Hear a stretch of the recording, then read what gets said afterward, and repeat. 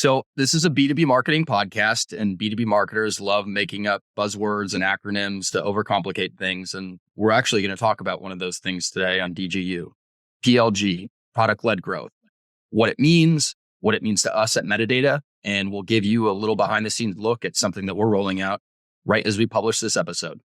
Demand Gen U is officially in session. Let's do it.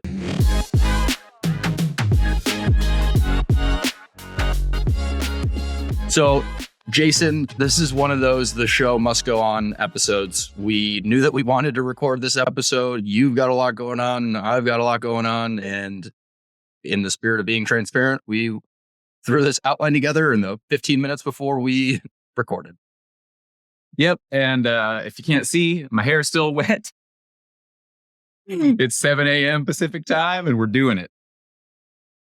Yeah, it's one of those things. I was just on another podcast this week and they were asking about DGU and just how it's been going since we launched it. And I think one of the big things that I had mentioned was consistency. And it's so easy to make excuses around, we're too busy this week. We don't have enough time. Let's skip an episode. And that's not what we want to do. Sometimes we're more prepared than others. But I think for us, we really want to be consistent and make sure that we don't come up with excuses around not publishing a weekly episode. So it's kind of like going to the gym in a lot of ways, but I don't know. It is. No, I mean, it's really because of you, you made sure I understood how important this was. And now it just is like, okay, we prioritize it. Kind of like you said, going to the gym. If you don't prioritize it, you're not going to do it. And so, so that's why we were like, yep, I'll do this at 7 a.m. because that was the time we had. And you're going on vacation tomorrow, which is awesome, jealous. And so, we couldn't do it tomorrow. And then if we didn't do it today, we'd be behind. And so, it's good. Yep. It's important because, and actually this episode it's going to be great. It's going to be great because we got some good things to talk about. So even though we threw it together in 15 minutes, it's going to be great. Well, we threw the episode outline together in 15 minutes because of the project that we're actually going to talk about on the episode. So it's all kind of related together. Oh yeah, absolutely. It's been top of mind for us for a while now because we've been working on this thing for about 3 months. So let's get into PLG. I hate acronyms. I hate buzzwords probably more than anyone, but what is PLG to you and what does it mean? Yeah. So product-led growth. I'm trying to think when I first even heard that acronym or that phrase, probably been just a couple of years. I don't know, but it made a lot of sense to me. It was like, oh, okay. And people have been doing free trials and that kind of thing for a long time, but I don't think I heard actually that term, but it made a lot of sense because it was like, well, yeah, wouldn't you love to try something before you buy it or have some experience with it? And it really is related to letting the product itself feed the growth of the company or feed the growth of sales or whatever you want to call it. And I was always jealous a little bit of these that could do that or that we're doing that because it was like, I know for myself as a way to buy, it's like, I love that approach as a way to buy because like I said, you get to try it before you actually commit anything. And just some tools it's hard to do, but example I like too. So I thought you talk about examples. So I went to a B2C example and the one that first came to me was like these food meal prep services. And so I've used HelloFresh. We're just using Blue Apron right now, trying that out. And all I of them, did not think this is where the episode was going to go, but I'm here for it. So let's keep going. Well, I thought about it because I was like, all of them give you like 2 weeks of meals for free. You know what I mean? So they just give you like any of them. Like they'll start you with like 6 meals or something like that you're feeding your whole family for free. And once you get into it and it's like, okay, I didn't know what this is going to be like. I don't know if I'm going to like it. Don't have to commit anything. You get started for free. And then you start to like, oh, okay, this is cool. And then you just kind of come on to buying it and you move forward there. And so that was like, I don't know, one of the ones I thought, but yeah, that's, I guess, my thoughts.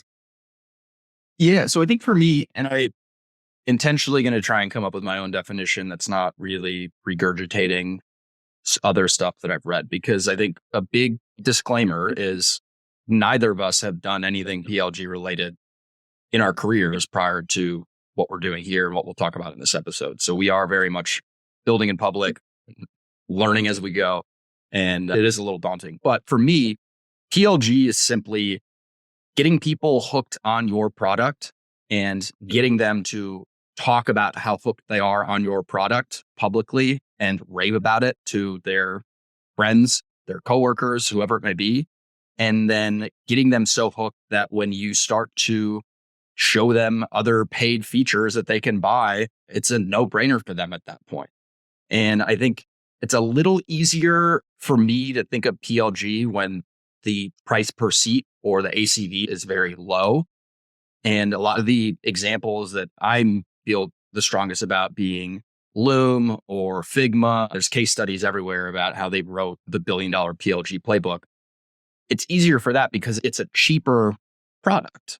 But for us and what we do at Metadata, it's not cheap. We're one of the most expensive pieces of marketing technology in most demand gen marketers stack. So it's new to us because we don't even know if this is going to work. It makes sense in theory. We love it. We're all in on it. And we'll talk more about why. But I think for me, it's just trying to get people hooked on your product and get them to talk about it and have them market it for you. Yeah, and the one of the things that I really like about it is one of our I'm gonna struggle for words this morning, y'all. I'll just be honest. But one of the downfalls, I guess, of B2B is you don't have a lot of volume to be able to Hold on. like. Hold on. Why were you not confident that was the wrong word? Oh, no, Or not the right word? Yeah, that was fine. Yeah. Downfall. I don't know. Yeah. Yeah, I no, guess that was perfect. and it took me 10 seconds to get to it. Maybe that was. Oh, okay. Maybe But that's what it was.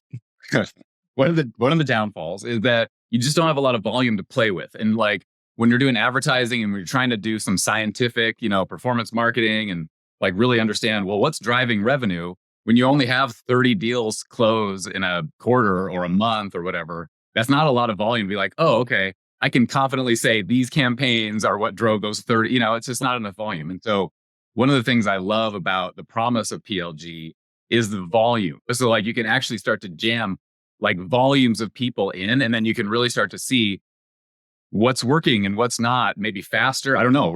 We'll figure this out. But that's one of the things I'm actually really looking forward to too. And one of the things I was like, man, I want to do PLG because you get around that traditional B2B, low volume, not a lot of data to be able to make decisions on the problem. Yeah. And I think the companies that do this really well, and I'm just going off of my own experience on the receiving end of using PLG products. One, you're not talking to a human for the most part to help understand how you're using the product. And two, because of that, they have to do a really good job of showing you the important parts of the products that you want to use or need to use based on how you're interacting with it. And then two, make it stupid simple when you log into the product to see different parts, to surface insights, to find things that you might not be aware of. Like I just posted on LinkedIn yesterday about something that we're doing in our own product, but really it came from what Loom does in their product. It shows you how many videos that you've recorded. It equates that to the amount of time that you've saved from meetings. You've got that much more time back in your day. And then it shows you because of this, you can then do X, Y, Z. So it's really signups, I think, are the easy part of the PLG equation. It's getting people to know how to get value out of the product using those really timely moments. Yeah. Yeah. And we probably won't get too much into this, but there's all kinds of kind of PLG motions. So you can go anywhere from you just have a low per seat or per month thing, no free trial. You can start with a free trial. You can have a freemium model that's like really low featured, but then you use that to show. So there's a lot of different ways. And I don't think we'll probably get into all those, but there's not one flavor of PLG, I guess, is what I wanted to get across. There's all different ways of doing it. And this is what happened to me with Built With. One of the things I was also think about is, can you get to a price point where can you figure out the psychology of the price where it's kind of like, yeah, that's low enough where I'll let it go. You know what I mean? And even if I'm not quite using it all the time, it's enough where I can, if I want to use it, I go back. Where it's like too high, then you know what I mean? You get that, well, no, it's too high. And so the psychology of the pricing stuff interests me too. And whenever we can do something new in B2B marketing, like that's always a big attraction for me. And so learning something, we're going to learn a lot of new things when we do our PLG motion. Yep. And I think for me, I've been learning all this stuff on the fly, mostly by way of reading anything Kyle Poyer puts out at OpenView and then what others have to say about PLG. So it's been fun. So before we get into the PLG project at Metadata, let's first talk about Gil and his vision for PLG, because I think it's a very compelling vision and something that excites me. Yeah. And so I don't remember when I first realized he was on this PLG bandwagon. Bandwagon. I don't remember, but at least over the last 9 months, 6 to 9 months, I would say. And then even more so recently, he's gotten to this point where he's like, hey, actually, it was mostly during the downturn. So this latest downturn is when it really started to get a little bit more vocal from him. He's like, I just really want to be able to PLG. And he just uses it as a verb, I guess. I just want to be able to PLG every single one of our products. And for those of you who have been listening to us, we're building a marketing operating system. So we're going to have, and we have right now, like 3 different products, and we're going to have more. So he's like, yeah, I want to be able to PLG every single one of these. And so, yeah, I don't think a lot of marketers get that luxury that the CEO is actually the one championing it.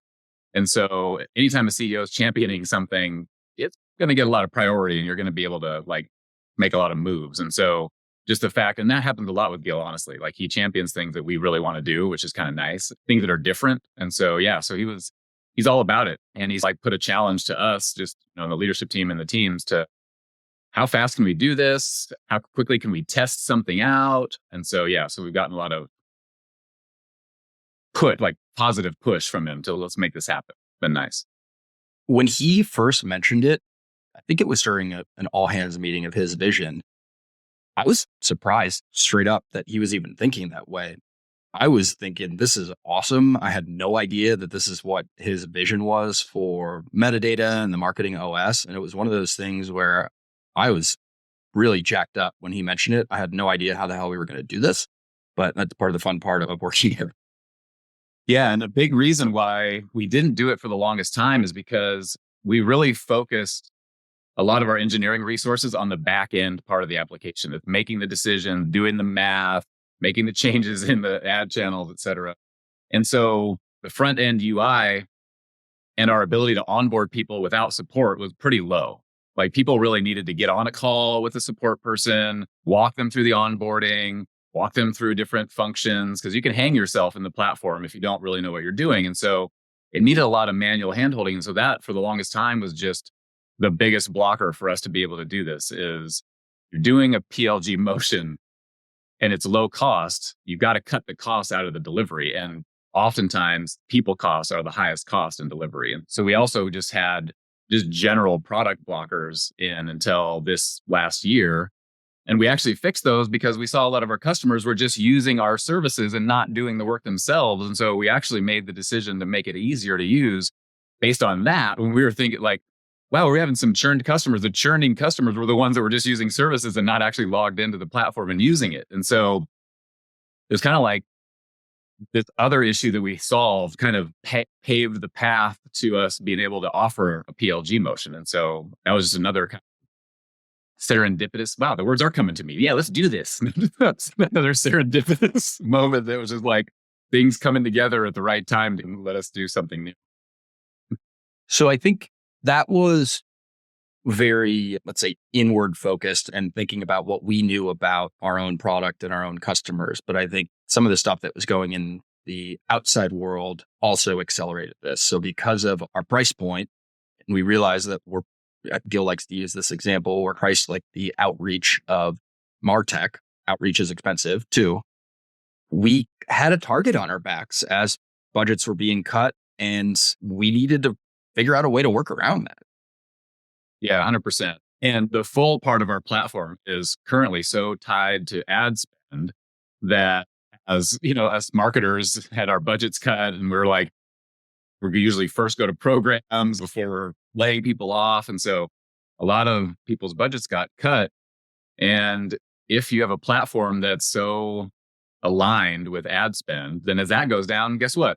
The spend on your platform is also going to go down. And so, yeah, we started to see that with our full platform customers, which kind of expedited the need for us to do something a little different. And it's not unlike when we first even offered MetaMatch right during COVID, when we realized we actually need something else to offer our customers. It's maybe at a lower price point. And we did that was it 2020 or 2021? I can't even remember how long we've had MetaMatch, but we made that change. That was also another change based out of what we were seeing in the market and with our customers. Do you remember? No, I feel like I'm usually good with metadata history. Like I honestly don't remember the timing of that. Yeah, I don't either. But that idea originated out of marketing, honestly, when I was talking to customers and we were like, we could tell that every customer got value from this part of the platform, like every single one. And no ad spend went through just the targeting part of the platform. And so it was like, oh, okay, this might be something that we could offer where people's budgets are getting, that's still a viable product for them because we can offer it at a lower cost and that percent of their ad budget or whatever comes way down. But we still only offered it as an annual product. It still came with a pretty hefty price tag. Like I think we were retailing it for 24,000. And that's still Like a lot of money. Like not the price where you can sign up for it and then forget that you signed up for it and not remember or feel under the that you signed up. radar. Yeah, you're not Yeah, speaking like yeah, yes, under the yes. radar. Like Yeah. no, unless you have really big pockets, 24K is a lot of money for every B2B marketer out there. Yep. And we didn't promote it. We never marketed it.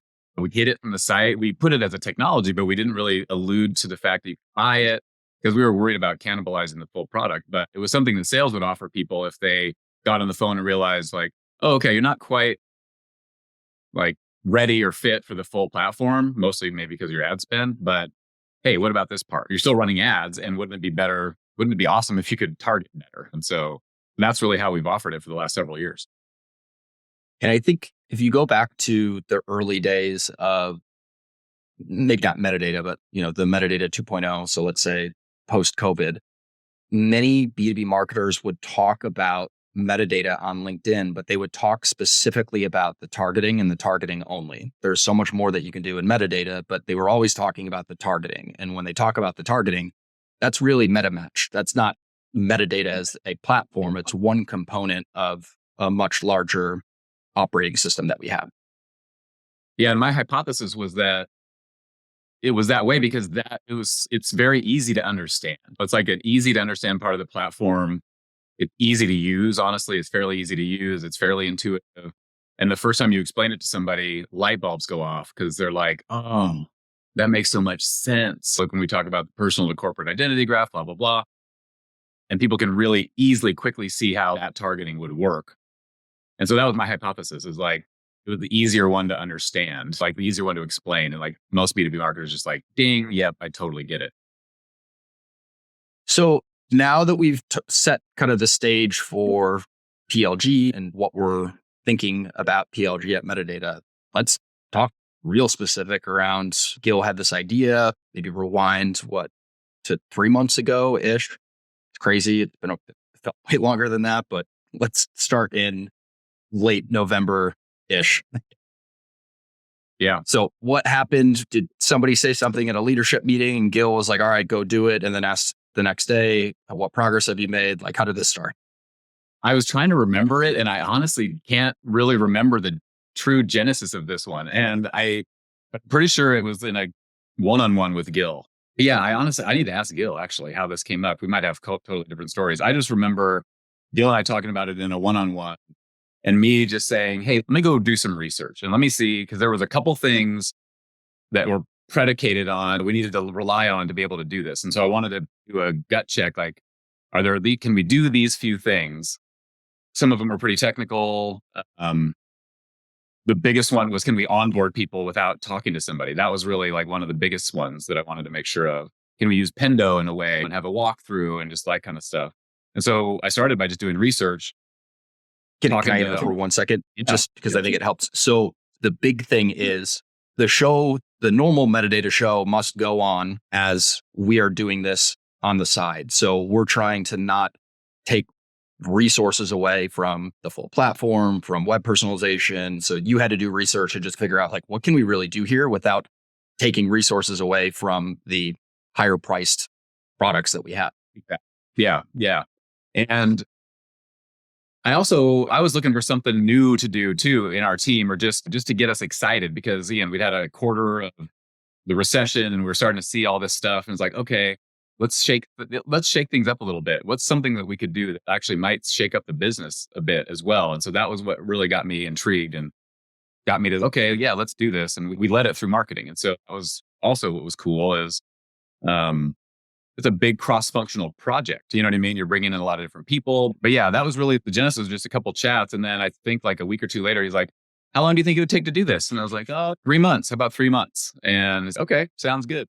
And Hold so on. that was, When you said 3 months, was that just like a 3 month? no, I mean, a little bit, that's a little bit of my style, as you know, of course, but also I had to get a commitment from product. So like, hey, can you deliver this thing within that amount of time? And so I just went to the areas that I thought would be the hardest. And I just met with each one individually. I was like, hey, so it was informed by the folks that would have to be doing the work as well. And So let's really talk about that a little bit. So who were the teams that you had to the leaders that you had to talk to? How did those conversations go? How did you get them on board with this? Let's talk through that. Yeah. The good news was is I could just come to each team and say, hey guys, Gil wants to do this. And so it was like an opener, like, hey y'all, Gil wants to do this. So let's chat about it. But it was really almost every team. I mean, engineering, of course, the product team, our CISO actually, our CISO came in to help build the e-commerce part of the platform. He's a pretty technical guy. Our RevOps guy, Sam, he had to help with all the Salesforce stuff because we wanted everything in Salesforce. Customer success had to be involved because we've got existing customers on MetaMatch and how we're going to handle them. Marketing, of course, because we had to do a new website, talk about campaigns, talk about how we're going to get people in, how we're going to manage them. So yeah, it was really, is there a team that wasn't involved? Like, I don't think so. I think every team was involved. Yeah. And I think for marketing specifically, we had to figure out a way to be comfortable, and I'll speak for myself, with doing a very big experiment like this and being okay with a V1 and knowing that how it looks, how prepared we are, how it functions, all of it. I forget who said it, but there was some tech CEO that said, if you're not embarrassed by your first V1, then, you didn't try hard enough or you didn't move fast enough or something like that. And for me, it's not polished, but I had to learn to live with it. Yeah. And that was the other challenge that Gil gave was like, how much do you think you could get this done for? What's the minimal amount you can get this done for where it works for the most part, but we're maybe a little bit embarrassed by it? And so that's, I think, probably one of the big successes about this is just for how low of a cost we were able to deliver this V1. But it is not, we can't live with this for very long. This is really just to prove out that there's demand there, that actually convert people to paid. Like it's really just to see if this is a thing that's going to be a going concern. And then we got a lot of tech debt. Let's just say we got a lot of tech debt. We're going to have to come back around and fix like a lot. So let's talk through this a little bit then. So you've got the internal buy-in from all of these different teams. You've got a V1 plan together. And where did you get started first? What was maybe the biggest thing that we needed to tackle? Yeah, the biggest thing were there were changes inside the product. So we already have MetaMatch as a product, but to offer it in this way, we needed more controls over things like number of audiences built, the ability to actually remove audiences from somebody's ad channels when they churn or when they stop paying, whatever you call it, stop doing a subscription. And then a couple of other controls inside the product just to show people, hey, you've used X% of your total audiences and those kinds of things. And so that was probably the biggest, that plus the e-commerce platform, like those two things. I was going to say e-commerce, but that's only because I was closer to that. Yeah, honestly, the e-commerce is probably the harder part, to be honest, and the more complicated part. And that we're just like, again, I think when Ray first came to me, he's like, yeah, I think we could probably do this for $45,000. I'm like, okay, how about 5? So he said, because I'm like, we can't overkill this thing on the first go round. And sure enough, I think all in spend right now, we're less than $10,000 to get this thing live. This isn't a shot at Ray. I doubt that he listens to Demand Gen U, but Ray, if you're listening, this is not directed at you. I've heard 2 times recently where he's estimated something, and it sounds like he hasn't really given Gil estimates before, but like both estimates were very high. And I feel like both times from just proposing stuff to Gil in the past, like that would never fly with Gil. I'm starting to wonder if it's a tactic of his where he just shoots really high and then It's it like interesting. comes down. You know what I mean? And then he's completely happy with where it comes down to. You know what I mean? I'm starting to wonder if Yeah, that's his approach. it probably is because he's amazing at what he does, and he's probably playing chess. I'm thinking checkers right now, but yeah. But I digress. So that was a big thing that we needed to do internally. We got some outside help because we have a marketing website right now.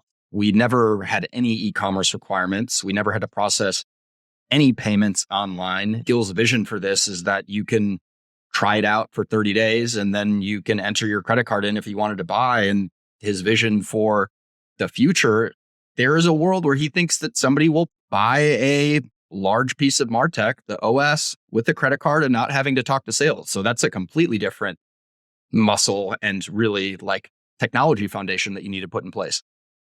Yeah, absolutely. And all kinds of things that we think about, but we haven't been able to do yet. You know what I mean? So I have this vision for what I want that experience to be. And we're not anywhere close to that.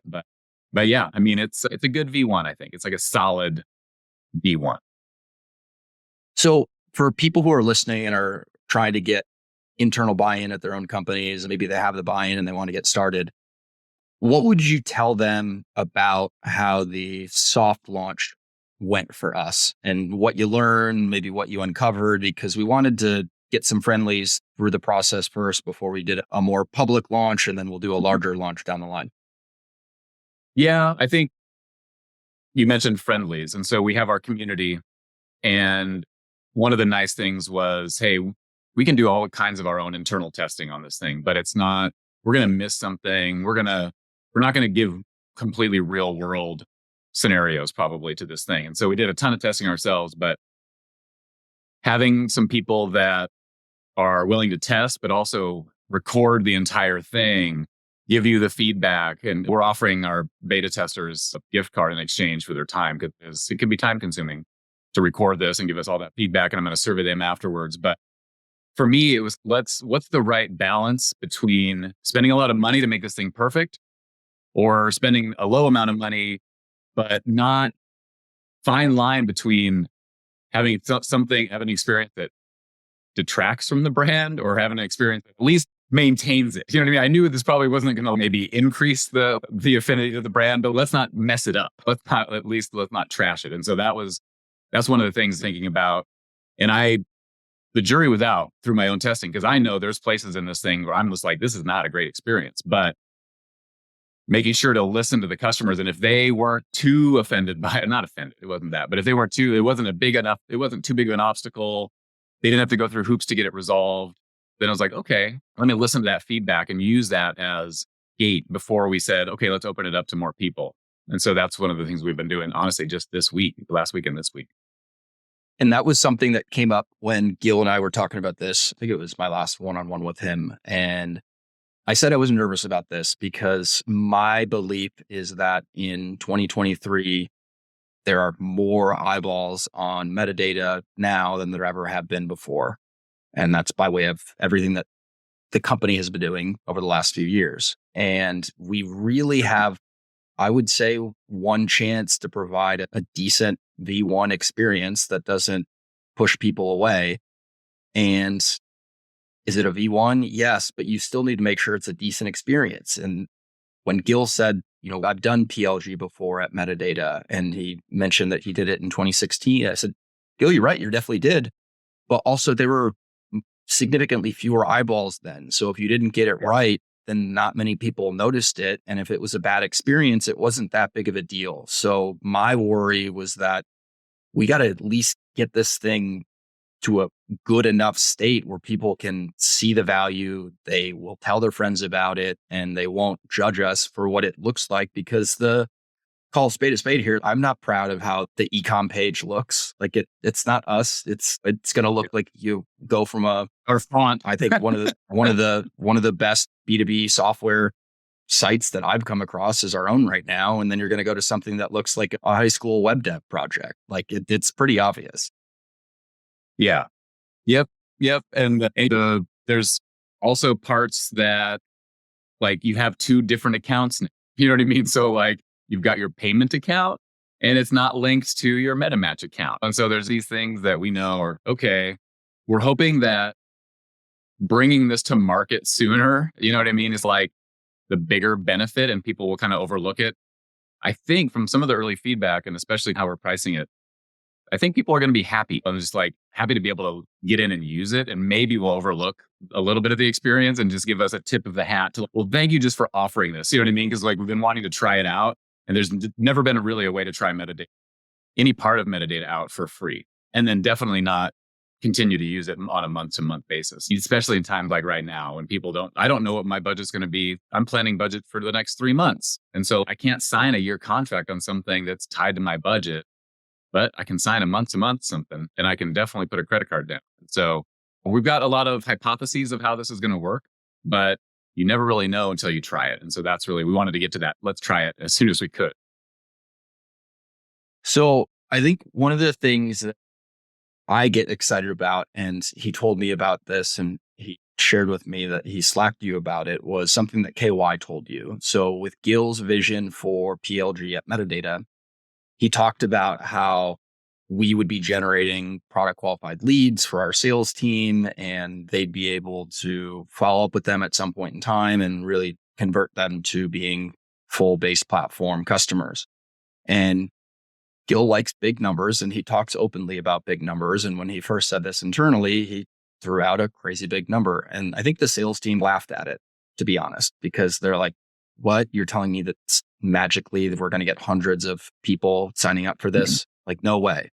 And we haven't even really done the soft launch of this yet. And KY sent you, I think, a Slack saying, hey, this is pretty awesome. And put his foot in his mouth. Well, yeah, they started to see, because we send the same closed won alerts to the sales team for these wins as we do for a full platform. So we got to work on that because I was thinking about that this week. Yeah. It's like, we can't be doing that. And then you see it because at one point for now. Yeah. I think it works, but then also like this is not counting towards our ARR. So whenever I see the closed won automated emails that we get, the first thing I look at every single time is ARR. And then I get excited and like, oh shit, there's zero ARR attached to this. Yeah. Yeah. Maybe we can figure out how to do like a daily like summary or something of the PLG ones or something like that. Yeah. But yes. And I can understand why people would be skeptical too. It's something brand new. It's something we've never tried before. But yeah, I mean, I love getting people excited about things. And I think when people start to see like the logos, so that's really, I think what'll be cool is like they'll see logos that are coming in and they'll just automatically know these are because a lot of our leads that come in, sometimes we're trying different industries and things and we're scraping like, is this really even B2B? Are they spending money? But these will be labels that we know they're doing B2B advertising because they wouldn't be using the product if they weren't. And so I think seeing some of those logos, and also a lot of the sales reps are going to see people that they've been talking to already convert into this. And again, my hypothesis is like the psychology of it, I think, is I'm closer to you as a customer, I guess, or as a vendor. I'm closer to you as a vendor because you've got my credit card. I'm using your product. So if I'm just like a marketing audience to you, I'm maybe not, don't have as close of a affinity, but now I'm like running stuff through and I'm hopefully having successes and I'm attributing that to using your product.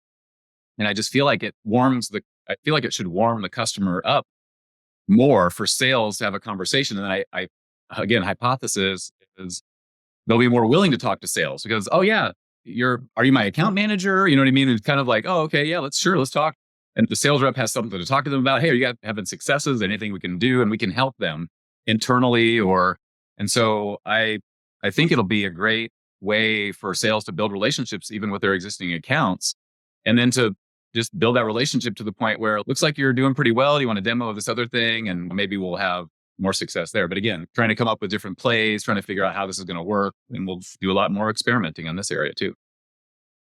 One of the things that excites me the most is that because of the brand that we've been building over the last few years, you've got a lot of metadata fans that actually aren't metadata customers. And I think what we're pricing this at is low enough that those people who've loved what we've been doing from a marketing perspective now will have a realistic opportunity to use a metadata product and get their foot in the door and start using it. And have them openly talk about their experience on LinkedIn and talking about their experience with others in the community. It's like all the dark social shit that people talk about. This is how you create like longtime fans of your company by giving them an entryway into your product suite. Yeah. Yeah. There's a lot of work to do left, a lot of work left to do, but We've got the V1. We're going to be launching this here in the next, 2-ish hours. We've got a decent V1, but I think the majority of the work is the V2 and the V3 because there was a lot of work that went into getting the V1 ready, but we've got to make sure that the V2 is a big step up and every version after that is a big step up too. Yeah, I can see a world where we accidentally wipe out the entire subscription database and have to go into Salesforce. And I could actually see that world just because of how we stitch this thing together.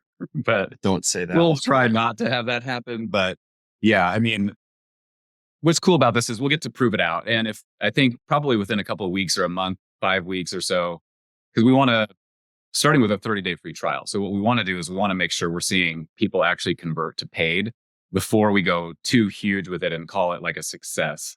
Because you get a lot of people trying it and then stopping. And if you don't have we're looking for a conversion rate to paid above 50%, because that's all the benchmarks I see are like, if you have an opt-out trial, which is when they slap a credit card down, they should be north of 50% and as high as 75%. So we don't see some benchmarks around that. We might have to retrench a little bit and see, okay, what's going on? But one of the things we'll do through these first 5 weeks is we'll survey every single person that signs up, and mostly the ones that don't convert to paid, and figure out, okay, what was it? What could we have done differently? How is this not enough value? We'll ask all those questions, and then we'll see, okay, is this something we need to fix, or can we deal with this and can I keep moving forward? I love it. Now we'll have to do another episode. I'd say maybe 3-ish months from now on this after we see how well it's been going and what we've learned along the way. But this is something that I know more and more B2B companies will be doing in 2023 and beyond. So I'm excited to keep building in public on this. Yeah, I'm excited. This is, I don't know, out of the last year plus, probably the thing I'm most excited about that I've gotten to work on here. I just see the potential to change our business. And we might learn a bunch of things too. What could be interesting is we could learn that a lot of the value of our product is tied up in this part of it. You know what I mean? We could learn that pretty quickly. Sometimes we don't know. And we could learn that it's not, you know what I mean? So there's so many things we can learn too by, again, getting volumes of people through the platform. I think we'll also get a lot of product feedback faster too. And we'll be able to maybe iterate on the product better. But yeah, I envision a world where we've got things stitched into the product experience where we're actually can show them somehow what the life might be like if they had the other parts of the platform. And there's ways that I'm kind of spinning in my head of how we can really grow this thing. There's just sky's the limit. Once we're starting from the basement. We really are. And so there's going to be so many more things we'll be able to do. And so I'm really excited about that too. I love it. All right. I think we're right at time and we actually have to go launch a PLG product that we were talking about on this episode. So we've got some work to do this morning. We'll see you next week on DGU. Thanks, everybody.